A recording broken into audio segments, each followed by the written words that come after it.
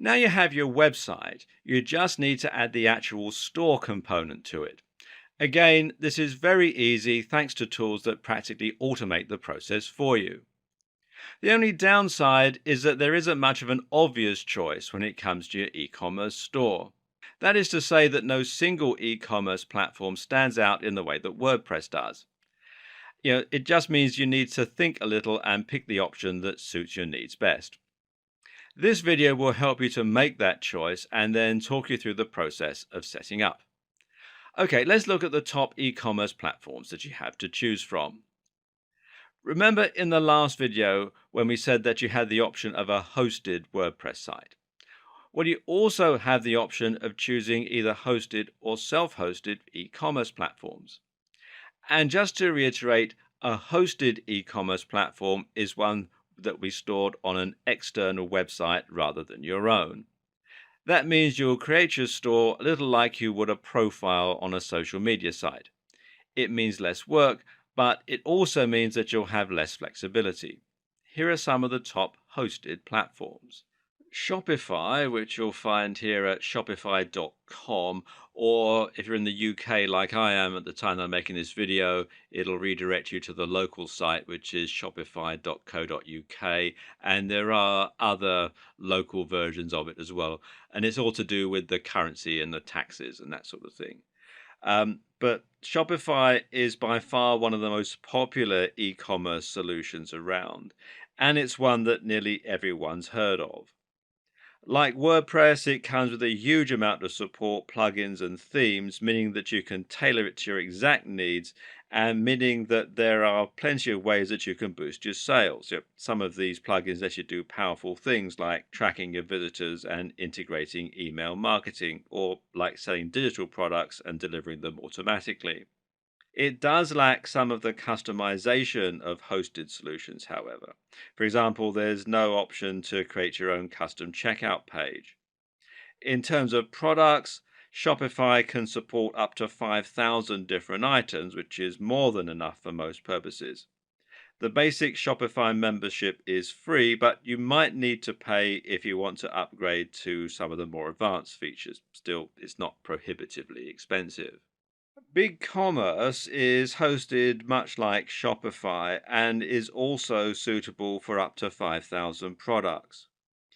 It's another solid choice, but it falls a little short of Shopify thanks to a higher price point. Moreover, BigCommerce is less well known than Shopify, meaning that it doesn't have quite the same number of plugins or features. If you want to create a store that is in any way unusual, you should probably check first to make sure that BigCommerce can support whatever it is that you're planning on doing. BigCommerce has one big advantage though, and that's that it provides excellent support for international payments right out of the box. Now, this might be a big deal if you plan on saying to the US and the UK and you don't know whether to price your prices in GBP or US dollars or that sort of thing, as they do have quite a lot of support for that. And you can find out more here at bigcommerce.com.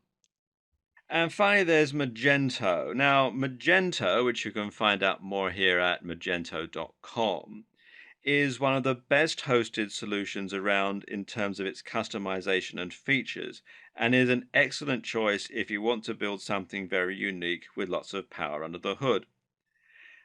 This is the option that the big businesses with lots of money and tons of stock will want to use. If you have aspirations of taking on Amazon, uh, in which case you're mad, but anyway, Magento is the best non-custom built option.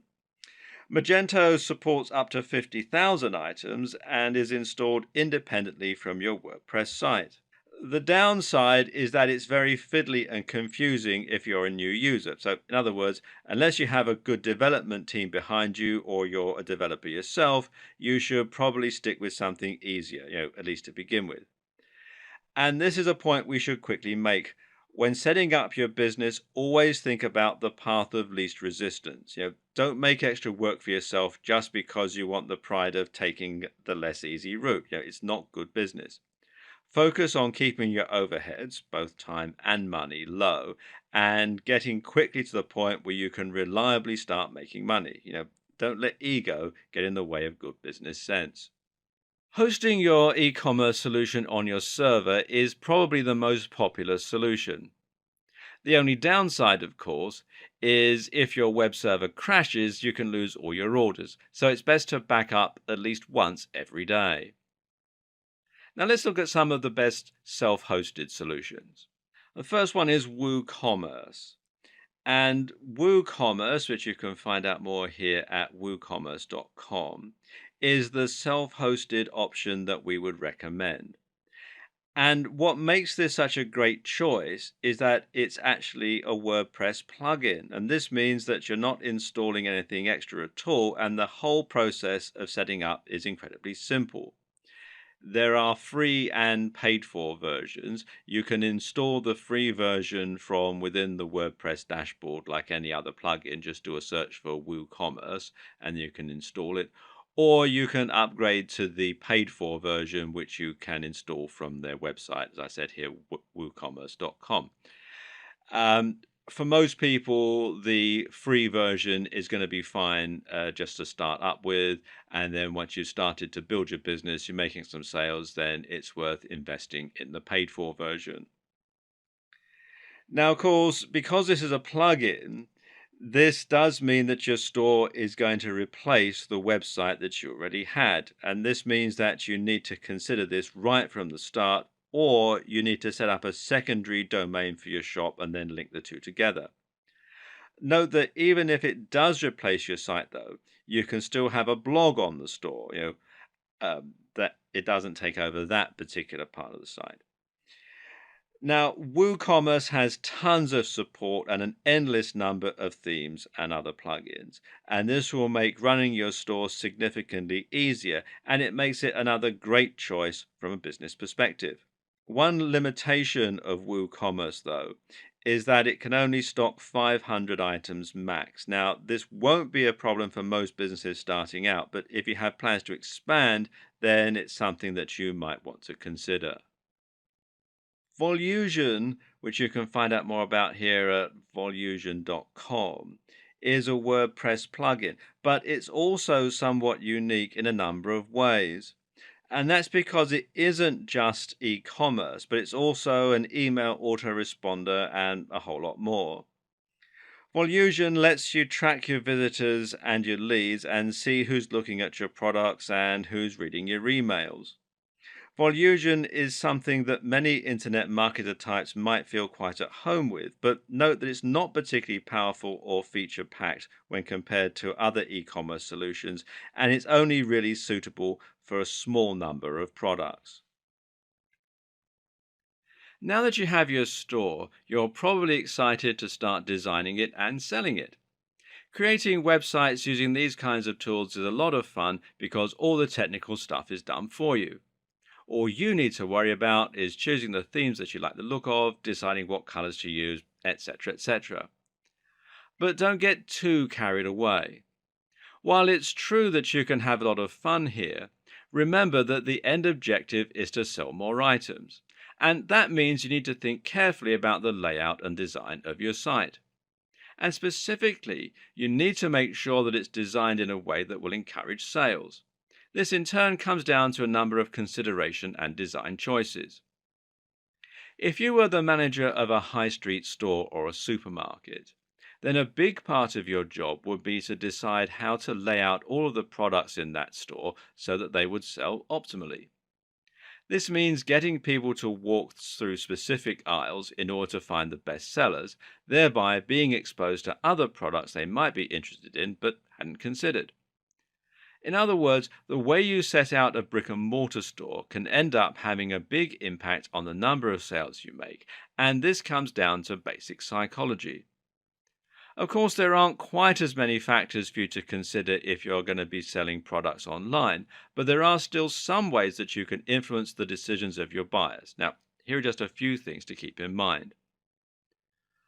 One very important consideration for your store is the security and the barriers to sale. Remember, right at the start of the series, we discussed the growth of e-commerce and why it hasn't already grown beyond brick and mortar sales. The reason? Well, people are still concerned about spending money online. If you want to sell to the broadest range of people possible, you need to ensure your site looks official and trustworthy. This is why it's so important to use a professional looking design and to create a professional looking brand with a high quality logo. Something as simple as a low resolution image, a typo, or copyright 2010 can make your website look less trustworthy and cause people to leave. Another way to overcome this barrier to sale is to let people leave reviews on your store. This is something many people will be nervous to do, seeing as it can potentially mean people end up leaving bad reviews. But overall, letting people leave reviews means your customers can see other people have bought from you and received your products. If you respond to negative reviews, this will also reassure your customers that you're listening and that you care about what they have to say. Another barrier to sale is the time and effort involved in making a purchase. Believe it or not, this is actually a big deal, and surveys show that people are much less likely to buy from a store if they need to set up an account first. If you want to sell as much as possible, then you need to make the process of buying from you as streamlined and simple as possible. Amazon does this incredibly well with its buy with one click system. But even if you were to mimic something like this for your site, your visitors might still be required to create an account the first time they shop with you, which could mean having to input their card details, their delivery address, etc. etc. Again, try to make all this as simple as possible to make sure it isn't off putting for your visitors. For example, one thing you can do is to use PayPal to handle your checkout process. This can help people feel more secure shopping from your site. They don't have to input their details. And it makes it a lot easier for them to buy from you. POS stands for point of sale, and it's a concept that relates to the barrier to sale that we were just talking about. In a high street store, you'll often find something called point of sale display. This is a display that will promote and sell a cheap product while people are waiting in the queue. You've no doubt encountered these before, and that's because they work. The thing to understand is that when someone has made the decision to buy from you, they will already have made that important psychological step that turns them into a prospective buyer. Prior to this point, they're still umming and ahhing about whether they want to bother setting up an account or whether they want the guilt of spending money. Once they're checked out, they've already gone through the hard bit. Convincing someone to add something small to their order now is actually relatively easy and means you can increase your profits further. Of course, you don't have a queue online, so your point of sale is the checkout page. That's why you'll often find sites offering to add extras to your order, things like gift wrapping for a small fee. On an unrelated note, you also need to think carefully about the color scheme and palette of your e-commerce site design. What's key to understand here is that different colors can have different effects on your customers. For example, the colors red and orange actually make people feel slightly more impatient and have even been shown to elevate the heart rate. People very often find red color schemes somewhat uncomfortable, and this can be used to your advantage. For example, this is actually the reason that a lot of fast food joints are red or orange in their color scheme.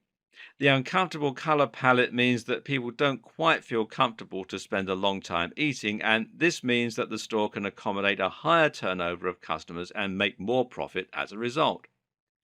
And likewise, it turns out that if a buy now button is red, it becomes more likely to be clicked more regularly. Conversely, though, if you want people to take their time to explore your site in a sort of more leisurely manner, then you need to make sure that you use cool and relaxing colors, like blues. Also important is to make sure that your color scheme allows you to use contrast. In other words, you need to avoid making your color palette too bright and your layout too busy. If you do that, it'll be impossible to draw attention to anything. Your aim is to make sure you can control the attention of your visitors and to get them to look at the products you're interested in selling. If everything is red and moving, then people won't know where they should be looking.